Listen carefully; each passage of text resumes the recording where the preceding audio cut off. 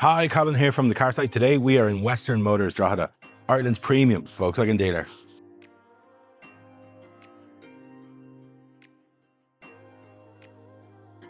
Today we're here to look at something a bit special.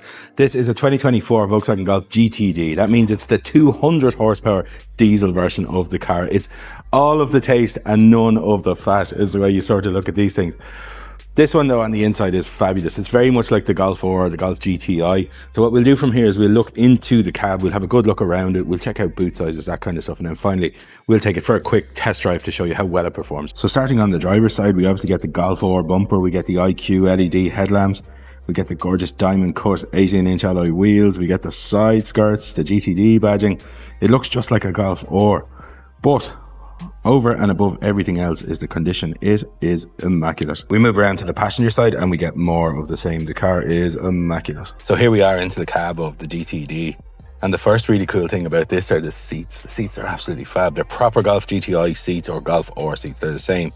They're heated seats on top of all of that. And then that brings me on to the steering wheel. The steering wheel is, again, it's GTD badged. It's got the flat bottom on it, but it is the Golf or stroke Golf GTI steering wheel. It's exactly the same. Full leather, perforated, multifunction. It's a heated steering wheel on top of that. We've got the digital gauge bin in here. We've got the nice plinth screen here that's super fast. It's got all the important stuff on it. It's got all of Volkswagen's own inbuilt things on it, but it has wireless Apple CarPlay, Android Auto, reverse cam, 360 park sensors. Everything is in here. But let's put a big lump like me into the back to check out what the size is like in there for practicality. So into the back of the Golf and behind my own driving position, I still have 3 to 4 inches of knee room, feet go under the seat.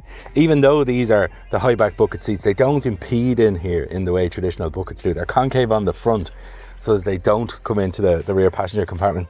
Headroom is good too. I've got 2 fingers because at the end of the day, even though it's a fast car, it's still a Golf. And whatever segment you test a Golf in, it just beats the competition, and this is the same.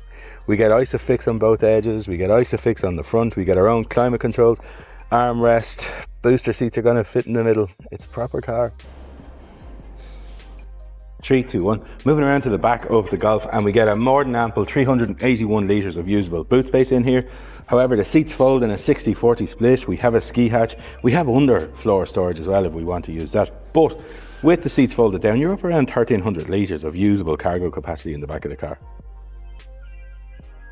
So here we are out in the GTD, and first and foremost, it's a Golf. And Golfs are good, no matter what way you put them. The difference with this one is it's an absolute hooligan. Like, put your foot down and this thing goes. 200 horsepower from a diesel and an enormous amount of torque with the 7-speed DSG. That's about as good as it gets. The difference with this to like a Golf GTI or a Golf 4 is you're going to have the same sort of mid-range punch as all of those things. You're going to get back about 55 mpg out of one of these things. Like, that's the huge difference. Is that cake and eat it experience in a thing like this. I absolutely love them. Myself, personally, I drive a powerful diesel as well. I went for the spicy version of BMW's 3-litre 6. So I've got 300 and odd horsepower, similar to this thing. But it gives me back unbelievably good economy, and this is going to be the same. It has all the fun stuff when you want it to have fun.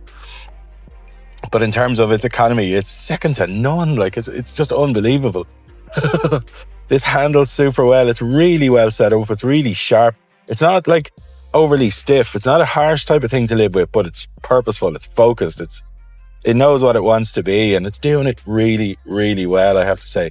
The next thing about this one then is that engine is quite an under-stressed engine. It's standard annual service. That's all that car's going to want for 10 years.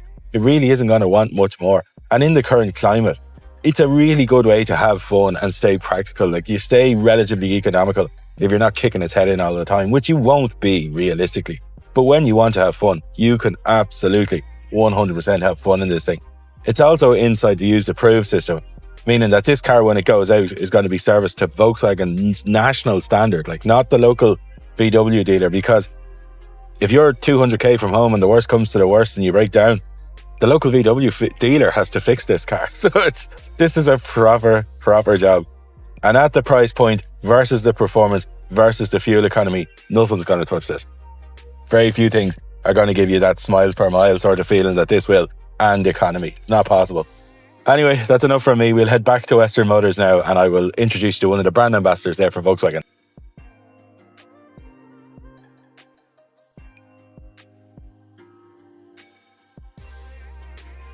My name is Stuart Hitchcock. I'm Volkswagen car sales executive here at Western Motors. Volkswagens are super cool. There's a wide variety of models for everyone. We also have a fantastic aftercare then as well.